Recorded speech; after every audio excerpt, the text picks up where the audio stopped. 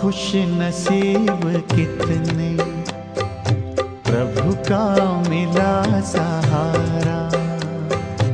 हम खुश नसीब कितने, प्रभु का मिला सहारा। हम हो गए उसी के, हम हो गए उसी के, वो हो गया हमारा हमारा। हम खुश नसीब कितने, प्रभु का मिला सहारा। हम हो गए उसी के, हम हो गए उसी के, वो हो गया हमारा हमारा। हम खुश नसीब कितने, प्रभु का मिला सहारा।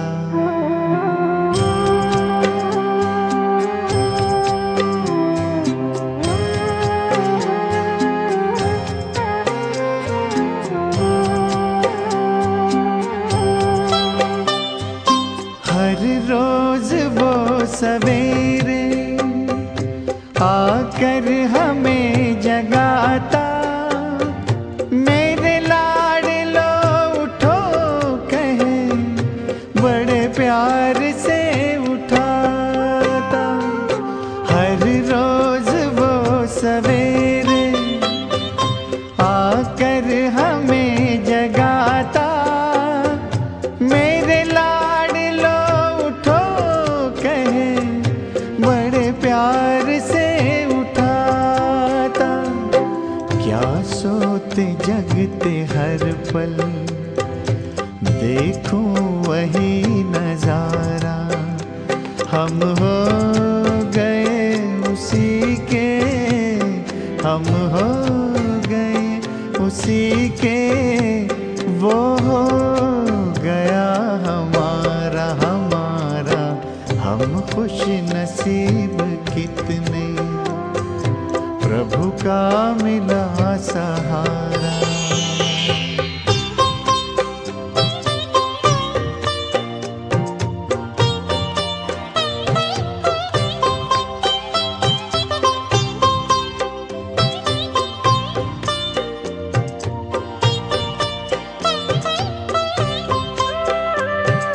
सद्ज्ञान के लुटाए हम पर वो हीरे मोती, मेरी ही एक की क्या जग की जगाए ज्योति। सद्ज्ञान के लुटाए हम पर वो हीरे मोती, मेरी ही एक की क्या जग की जगाए ज्योति। हमें हर कदम पे देता शिक्षाओं का इशारा। हम हो गए उसी के, हम हो गए उसी के, वो हो गया हमारा हमारा। हम खुश नसीब कितने, प्रभु का मिला सहारा। ओम शांति। Good morning. 19 नवंबर 2021 प्रातः मुरली। बाप दादा मधुबन। मीठे बाबा बोले, मीठे बच्चे, सर्विस के साथ साथ याद की यात्रा को भी कायम रखना है। इस रूहानी यात्रा में कभी ठंडे नहीं होना। आज का प्रश्न, बच्चों की दिल अगर रूहानी सर्विस में नहीं लगती तो उसका कारण क्या है? उत्तर, अगर रूहानी सर्विस में दिल न लगे तो जरूर देह अभिमान की ग्रहचारी हैं। चलते चलते देह अभिमान के कारण जब आपस में रूठ पड़ते हैं तो सर्विस ही छोड़ देते हैं। एक दो की शकल देखते ही सर्विस के ख्याल उड़ जाते हैं। इसलिए बाबा कहते, इस ग्रहचारी से संभाल करो। गीत, हमारे तीर्थ न्यारे हैं, हम जग के तारे हैं। ओम शांति। इस गीत की लाइन ने बच्चों को खबरदार कर दिया। क्या कहा? बुद्धि में यह याद रखना है कि हम तीर्थ यात्रा पर हैं और हमारी यह यात्रा सबसे न्यारी है। इस यात्रा को भूलो मत। यात्रा पर ही सारा मदार है। और तो जिस्मानी यात्राओं पर जाकर फिर लौट आते हैं और जन्म जन्मांतर यात्रा करते ही आते हैं। हमारे तीर्थ वह नहीं है अमरनाथ में जाकर फिर मृत्यु लोक में चले आना। तुम्हारी वह यात्रा नहीं है और सब मनुष्यों की वह यात्राएं हैं। तीर्थ पर जाकर चक्र लगाकर फिर आए पतित बन जाते हैं। किस्म किस्म की यात्राएं हैं ना। देवी के मंदिर भी अथाह है। भिखारियों के साथ कितने यात्रा पर जाते हैं। तुम बच्चों ने तो प्रण किया हुआ है निर्विकारी रहने का। तुम निर्विकारियों की यह यात्रा है। निर्विकारी बाप जो एवर प्योर है उनको याद करना है। पानी के सागर को विकारी व निर्विकारी नहीं कहेंगे और ना उनसे निकली हुई गंगाएं ही निर्विकारी बनाएगी। मनुष्य मात्र इतने तो पतित बन पड़े हैं, कुछ भी समझते ही नहीं। वह जिस्मानी यात्राएं हैं अल्पकाल क्षण भंगुर की यात्राएं। यह यात्रा बड़ी है। तुम बच्चों को उठते बैठते यात्रा का ख्याल रखना है। यात्रा पर जाते हैं तो धंधा धोरी गृहस्थ व्यवहार आदि सब भूलना होता है। अमरनाथ की जय, बस ऐसे कहते जाते हैं। मास 2 मास तीर्थ यात्रा कर फिर आकर गंध में पड़ते हैं। फिर जाते हैं गंगा स्नान करने। उनको यह पता ही नहीं है कि हम रोज पतित होते हैं। गंगा जमुना पर रहने वाले भी रोज पतित होते हैं, रोज गंगा पर जाकर स्नान करते हैं। एक तो नियम होता है, दूसरे फिर बड़े दिनों पर जाते हैं, समझते हैं कि गंगा पतित पावनी है। ऐसे तो नहीं, खास उस दिन एक दिन पर गंगा पावन बनाने वाली बनती है, फिर नहीं रहती। जिस दिन मेला लगता है उस दिन वो पतित पावनी बन जाती है। नहीं, वो तो है ही है। रोज भी जाते हैं स्नान करने, मेले पर भी खास दिन जाते हैं, अर्थ नहीं। गंगा जमुना चीज तो वही है, उसमें मुर्दे भी डाल देते हैं। अभी तुम बच्चों को रूहानी यात्रा पर रहना है। बस अब हम जाते हैं घर। इसमें गंगा स्नान करने व शास्त्र पढ़ने की कोई बात ही नहीं। बाप आते भी एक ही बार है। सारी दुनिया भी पतित से पावन एक ही बार बनती है। यह भी जानते हैं सतयुग है नई दुनिया, कलयुग है पुरानी दुनिया। बाप को आना है जरूर, नई दुनिया की स्थापना और पुरानी दुनिया का विनाश करने।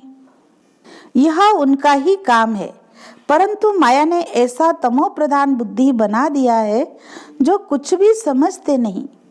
प्रदर्शनी में कितने ढेर बड़े आदमी आते हैं, सन्यासी भी आएंगे, फिर भी समझेंगे कोटों में कोई। तुम लाखों करोड़ों को समझाते हो, तब कोई बिरला आता है। बहुतों को समझाना होगा।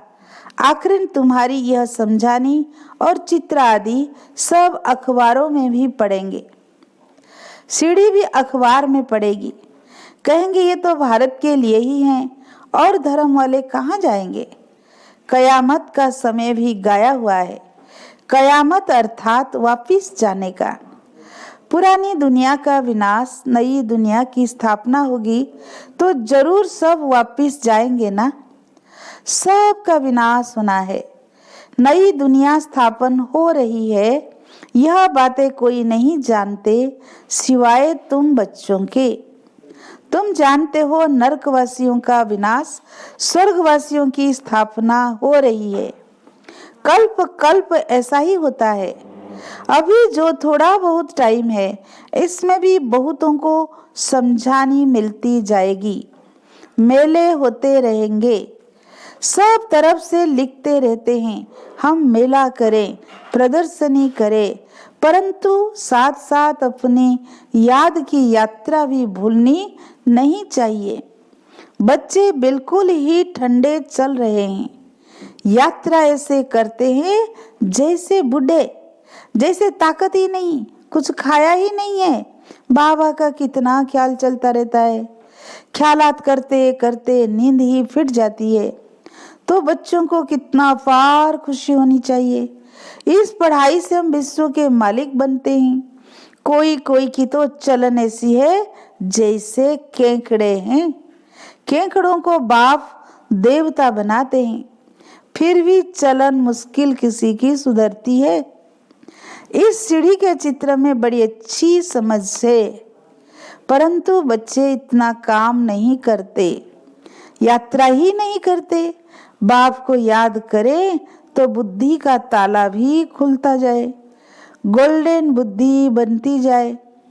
तुम बच्चों की पारस बुद्धि होनी चाहिए, बहुतों का कल्याण तुम्हें करना चाहिए। तुम सतो प्रधान से अब तमो प्रधान बने हो, फिर सतो प्रधान बनना है। बाप कहते हैं मुझे याद करो। कृष्ण को भगवान नहीं कहा जा सकता, उनको तो कहते हैं सांवरा श्याम। बाप ने सांवरे की आत्मा को बैठ फिर समझाया है। यह आत्मा जानती है कि बाबा हमको विश्व का मालिक बनाते हैं, तो खुशी में कितना दिमाग भरपूर होना चाहिए। इसमें घमंड की कोई बात नहीं। बाप कितना निरंकारी है, बुद्धि में कितनी खुशी रहती है। कल हम हीरे जवाहरों के महल बनाएंगे, नई दुनिया में राजधानी चलाएंगे। ये तो बिल्कुल पतित दुनिया है। इस दुनिया के मनुष्य तो कोई काम के नहीं, कुछ नहीं जानते। यह भी दिखाना चाहिए हीरे जैसा जीवन था, वही फिर 84 जन्म ले कौड़ी मिसल बन पड़ते हैं। यह सीढ़ी का चित्र नंबर 1 है। फिर दूसरे नंबर में है त्रिमूर्ति। तुम कहते हो निकट भविष्य में श्रेष्ठाचारी भारत बन जाएगा। श्रेष्ठाचारी दुनिया में बहुत थोड़े मनुष्य होंगे, अभी कितने ढेर मनुष्य हैं। महाभारत लड़ाई भी सामने खड़ी है, सब आत्माएं मच्छरों सदृश जाएगी। आग भड़क रही है।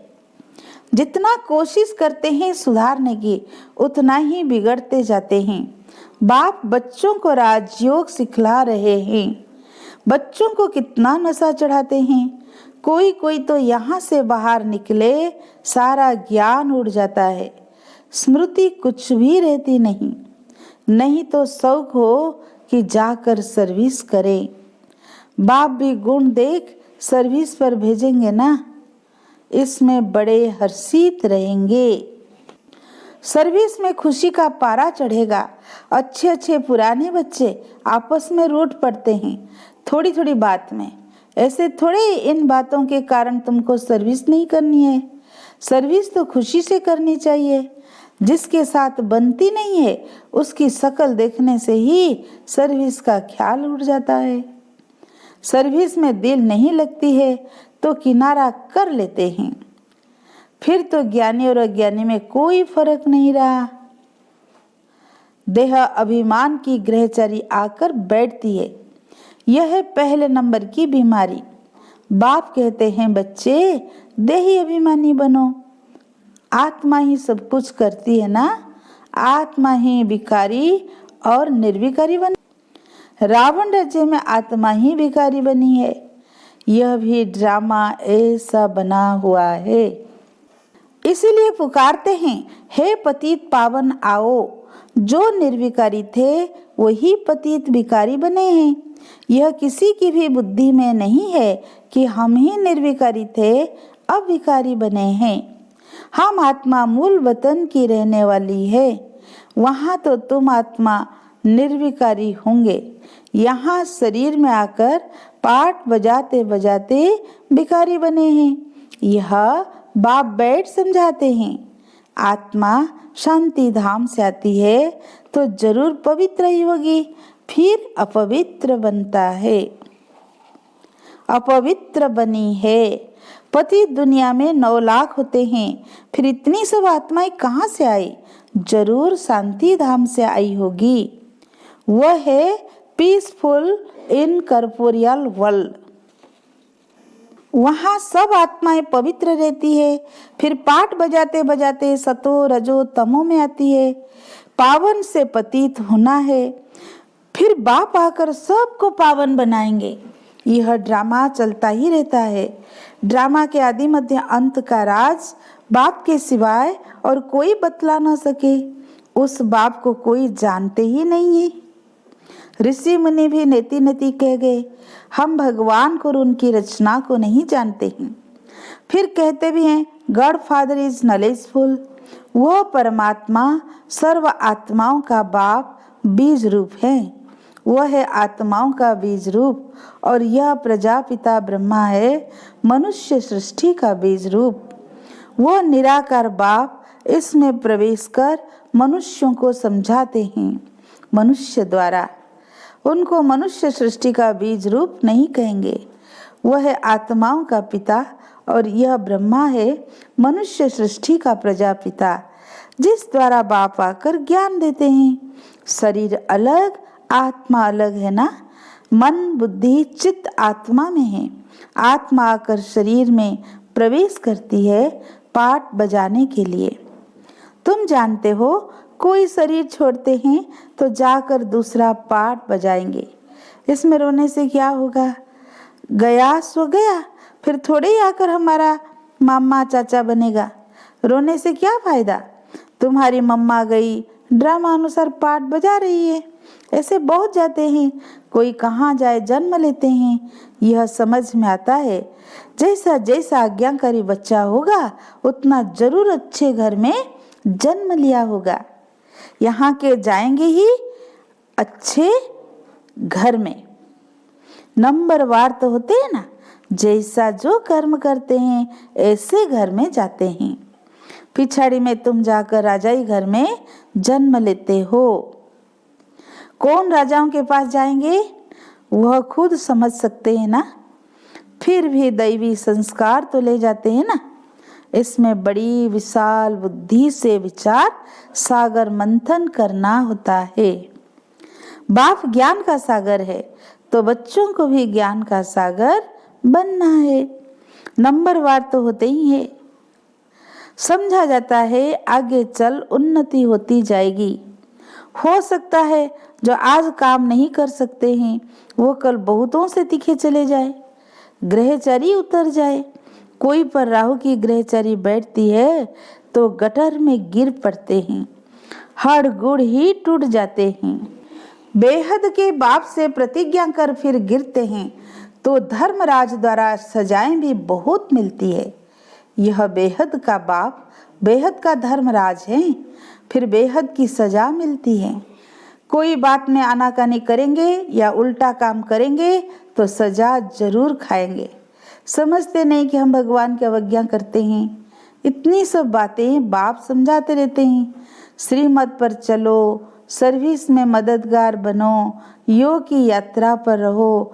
चित्रों पर समझाने की प्रैक्टिस करेंगे तो आदत पड़ जाएगी, नहीं तो उच्च पद कैसे मिलेगा। अज्ञान काल में कोई का बच्चा बड़ा सपूत होता है, कोई तो बड़े कपूत भी होते हैं। यहाँ भी कोई कोई तो झट बाबा का काम कर दिखाते हैं।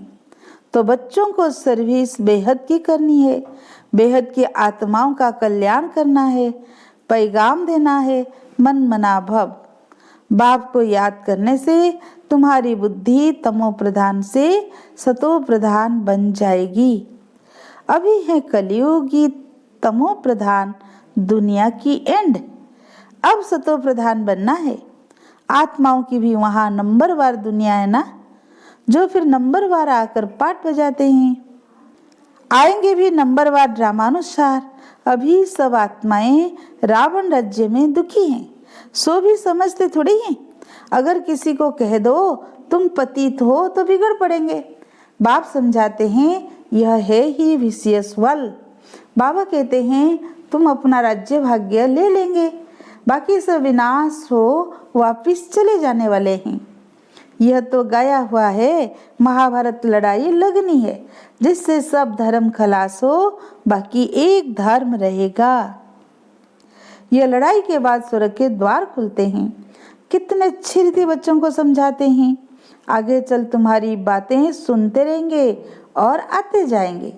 सूर्यवंशी चंद्रवंशी जो पतित बन गए हैं वही आकर नंबरवार अपना वर्षा लेंगे, प्रजा तो ढेर बनेगी। अच्छा, मीठे मीठे सिकी लदे बच्चों प्रति माता पिता बाप दादा का याद प्यार और गुड मॉर्निंग।